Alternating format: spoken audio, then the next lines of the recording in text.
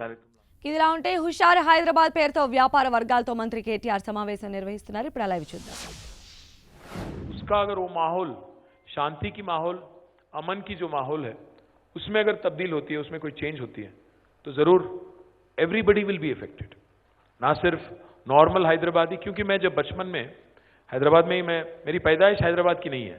मैं करीमनगर में, I was born in Karimnagar, but I was brought up in Hyderabad. I went to school, grammar school. मेरे कुछ यहाँ classmate भी बैठे हुए हैं. ग्रामर स्कूल हैबिट्स में मैं यहाँ पे पढ़ाई किया मैंने. तो तभी मैं देखता था हर साल हमें, आपको शायद याद होगा इसमें काफी सारे लोगों को, हर साल जब हम स्कूल में थे, हर साल कम से कम 7 से 10 दिन कर्फ्यू लगता था. हर साल विदाउट ए फेल. पक्का पूरा व्यापार बंद, पूरा सिटी बंद. कहां कब कर्फ्यू लगी, कितने बजे से कितने बजे तक, यही बात होती थी. आज मैं याद दिलाना चाहता हूं आप सभी लोगों को, उससे कितना डिस्टर्बेंस हुआ था याद कीजिए, उससे कितना तकलीफ हुआ था याद कीजिए. आज हैदराबाद में पिछले 6 सालों से वैसी कोई नौबत नहीं है. इसीलिए मैं आप तमाम हमारे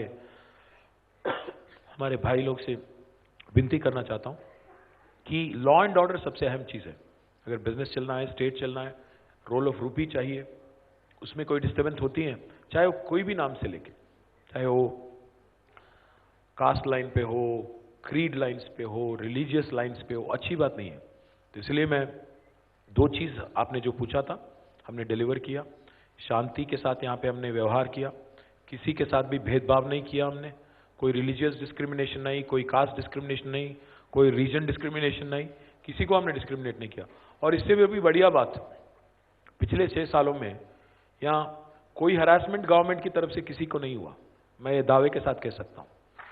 कोई व्यापारी, कोई ट्रेडर, कोई बिजनेसमैन, किसी के साथ भी कोई नाइंसाफी, कोई जुल्म कहीं नहीं. कोई आपके धंधे में कोई पॉलिटिशियन का दखलंदाजी, डिस्टर्बेंस, ऐसा कुछ नहीं हुआ. शांतिपूर्वक चल रहा है यहाँ पे. तो ये दो चीज, 3 चीज आपने जो पूछा था मुझे 2014 में, मैं मानता हूं और भी करना चाहिए. मैं मानता हूं और भी कर सकते हैं, बट उसके लिए शांति बहुत जरूरी है. उसके लिए लॉ एंड ऑर्डर बहुत अहम है. ये मैं आप सभी लोगों से विनती करना चाहता हूं. So you are such a versatile speaker in English and Hindi too. ఇక్కడ తెలుగు I'm a తమ్ముళ్ళు కూడా Hyderabadi boy. మీరు తెలుగులో కూడా మాట్లాడితే మా అన్న మాట్లాడిండ్రా అని చెప్పుకోవడానికి wait No, I am a Hyderabadi, so I can speak in all languages. मैं दक्कनी उर्दू बोलता हूँ, हिंदी बोलता हूँ, तेलुगु बोलता हूँ, తెలుగులో కూడా కొంచెం మాట్లాడండి అని వినపం సార్. తెలుగులో కూడా మాట్లాడాలంటే మరి మిగతా వాళ్ళకి అర్థం కాదు. అందుకే ఐఎమ్ స్విचिंग टू हिंदी. हिंदी तो सभी समझते हैं, हैदराबादी हर कोई हिंदी समझता. बट एक चीज बोलना चाहिए कौशिक, जब मैं स्कूल में था ना, जो हैदराबादी अगर पहली बार मिलते थे तो लोग हमेशा शुरुआत उनकी हिंदी में या उर्दू में होती थी. आजकल तेलुगु में बोल रहे हैं, बट इससे पहले हमेशा हिंदी या उर्दू में शुरुआत होती. That's the fact. There can be no better example of setting a goal of yourself and getting it done. Here, one of the reasons why Mr. K.T. Ramarao is an inspiration to many. One is you're tireless. You are constantly on the move, constantly planning the next big breakthrough for the state of Telangana. For the first time in many years, as told by... भाई event का नाम रखे हुशार हैदराबाद, यहाँ पे ईरानी चाय नहीं पिला रहे आप, ग्रीन टी पिला रहे. क्या तो भी है नहीं. Excuse me. मैरियट में नहीं मिलेगा शायद ईरानी चाय. मिल जाएगा अभी. नहीं मजाक कर रहा हूँ यार. अरे यार तू छोड़ ना. पियेंगे ना, अच्छा रहता है. मैं भी कॉफी मंगा लिया. भाई ईरानी चाय मिलेगा मैरियट में, देखो यार. ट्राई सही है. For the first time in many years, as told by our elders, you are a leader whose works is clearly apparent in that. भाई चढ़ाओ मत, सुनो. नहीं ऐसी बात पूछो, चढ़ाओ मत, झाड़ पे चढ़ा रहा हूँ मेरे चने को. आपको कुछ बोलने का जरूरी नहीं है. You are like a hero for the Telangana. But I got a question here. Development in the national scenario has always inclined towards north. South is always given at least. Likewise, in Hyderabad, the development trend over the years have been towards the west of Hyderabad. Why not east? Especially in terms of IT. Is there any different side of the Hyderabad that we can look forward for development? Absolutely. In fact, I will tell you one thing, कि हैदराबाद अगर all round development नहीं होता है, it will be a grave injustice to all of our children and all of our future generations. मुझे याद है जब मैं स्कूल में था, अगर शॉपिंग करने के लिए कहीं जाना होता, अगर बाटा जूते खरीदने होते तो हैबिट्स में ही मिलते, आपको कहीं और नहीं मिलते। एक ही जगह था, वो चिरागली लेन, वो हैबिट्स वाला मेन रोड, वही चेरमास, वही वेयर हाउस, वही जॉन्स बेकरी, वहीं पे पूरा धंधा चलता था, एक हैबिट्स से लेकर कोटी तक। हाँ जी। पूरा हैदराबाद में और कहीं शॉपिंग नहीं था। बट आज आप देखो, हैदराबाद में चौ तरफ आपको हर जगह आपके पास शॉपिंग है। अगर आप कुत्तापेट भी जाते हो, हमारे दयानंद साहब वहीं से आर के पुरम से, वहाँ पे भी आज खूब सारे शॉपिंग है। आप वहाँ चले गए एलबी नगर, और वहाँ पे भी शॉपिंग है, दिलसुख नगर शॉपिंग है, यहाँ पे कुकटपल्ली आ जाओ शॉपिंग है, हैदर नगर है, पठान चरू तक है। अगर इधर चले जाओ तो उप्पल, एएस राव नगर, मतलब decentralised economic activity has improved. By and large business today is not confined to one area.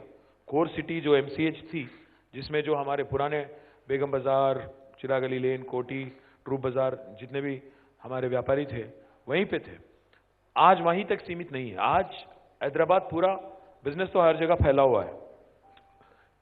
उसके बाद after that if you look at it, there are certain sectors which have preferred certain parts of the city. For example IT का आपने जिक्र किया, तो IT ज्यादा concentrated waste में है। उसको डिसेंट्रलाइज करने के लिए फिलहाल मतलब हाल ही में हमने एक पॉलिसी लाया गवर्नमेंट की तरफ से, जिसका नाम है ग्रिड, ग्रोथ इन डिस्पर्शन।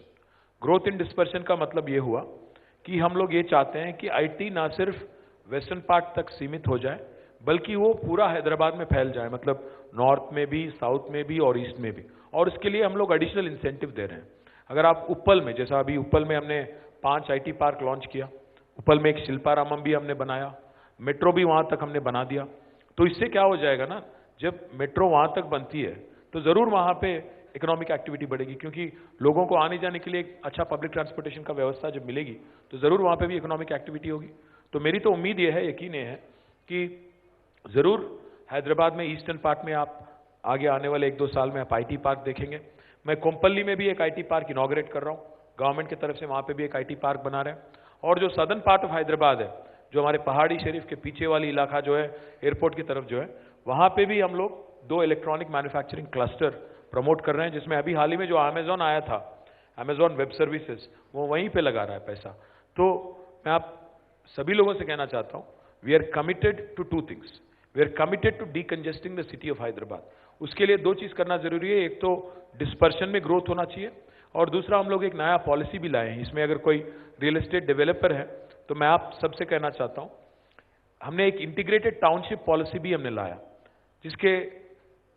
जिसके बारे में मैं 2 शब्द कहना चाहता हूं। क्या है integrated township?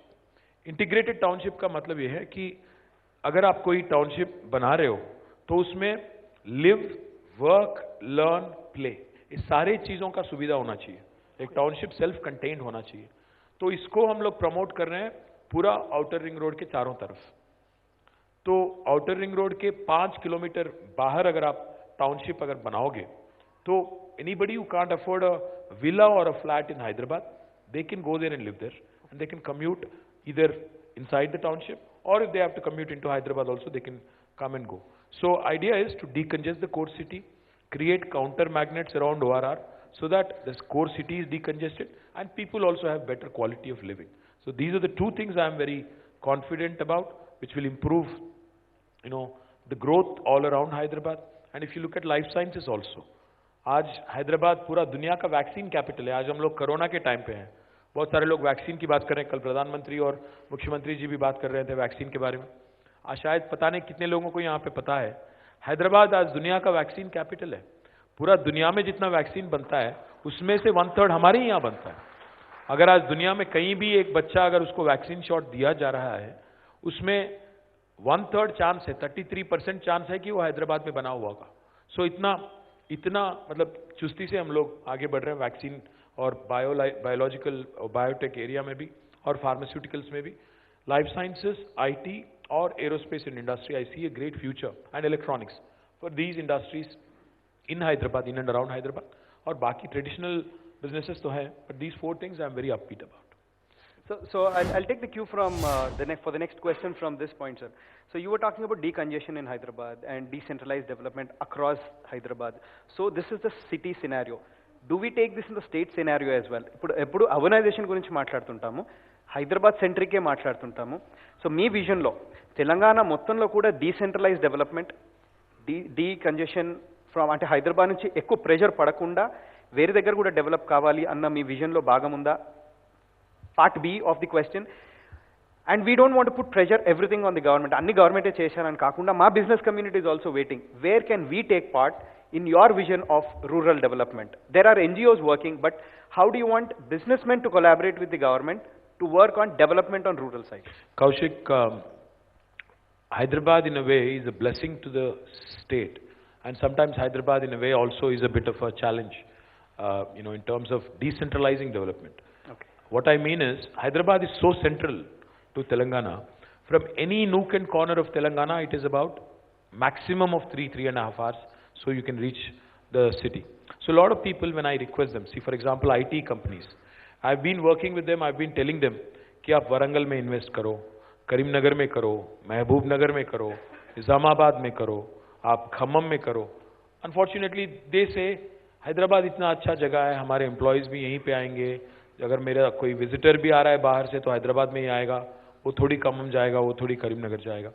So it becomes sometimes a challenge to sell these cities, because Hyderabad is so attractive.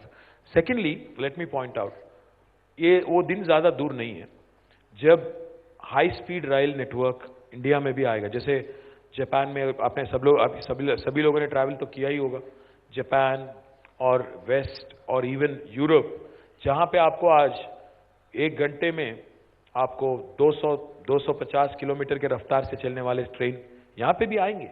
जब वो साकार हो जाएगा, then what will happen is it does not matter. आप जब हैदराबाद में रहते हुए करीमनगर में काम कर सकते हो, आधा घंटे में पहुंच सकते हो, और करीमनगर में रहते हुए हैदराबाद में भी काम कर सकते हो, आधा घंटे में आते हो, आधा घंटे में वापस जाते हो. When that sort of a network public transportation का available हो जाएगा, साकार हो जाएगा, then this decentralization will happen at a brisk pace. But till such time, what should we do? We should promote 3 things. Urbanisation को तो हम रोक नहीं सकते हैं, क्योंकि लोग तो अर्बनाइज करेंगे. हैदराबाद क्यों आते हैं लोग? Better health care, better education, better employment opportunities. क्योंकि हम ये तो रोक नहीं पाएंगे, हमें ये सारे सुविधाएं लोकल रूरल डिस्ट्रिक्ट्स में करना चाहिए. तो सीएम साहब का ये विजन है कि आज जैसे निम्स है यहाँ पे हैदराबाद में, ऐसे ही हॉस्पिटल हम बनाने वाले हैं हर डिस्ट्रिक्ट में. That is our goal eventually, if not tomorrow. It might take a bit of a time, but we want to do that. Better educational facilities, as much as possible, decentralized. See, Warangal is shaped up into a good education hub now. Correct. Likewise, we have to ensure another 4 or 5 education hubs also. We are trying for a triple IT in Karimnagar. Likewise, we have to push more and more institutes away from Hyderabad so that Correct. better education, better healthcare and better employment opportunities are also available in districts, so that this urbanization can be stemmed to an extent. And urbanization may be एक और phenomenon है, sub-phenomenon. It's called suburbanization. Now suburbanization, so as not to congest Hyderabad, so as not to create more traffic in Hyderabad, हमें एक counter magnet Hyderabad के outer ring road के पास बनाना चाहिए, जिसके तहत क्या होगा कि आप वहीं तक सीमित कर सकते हो. Hyderabad can continue to grow. आज अगर कोई बोलता है हैदराबाद, मैं मानता हूँ GHMC ही हैदराबाद नहीं है. जो आउटर रिंग रोड तक आज जो एरिया आपको दिखता है 2000 स्क्वायर किलोमीटर से ज़्यादा, उसमें भी उसको हम लोग हैदराबाद अर्बन एग्लोमरेशन बुला सकते हैं. ये सारे जो आउटर रिंग रोड के भीतर है, वो सारा एरिया को हम लोग हैदराबाद मान सकते हैं. तो I think we have to do suburbanization properly, ensure that better public transportation is provided, and more importantly, districts में भी ऐसे अगर education और health care opportunities create करेंगे, तो I think that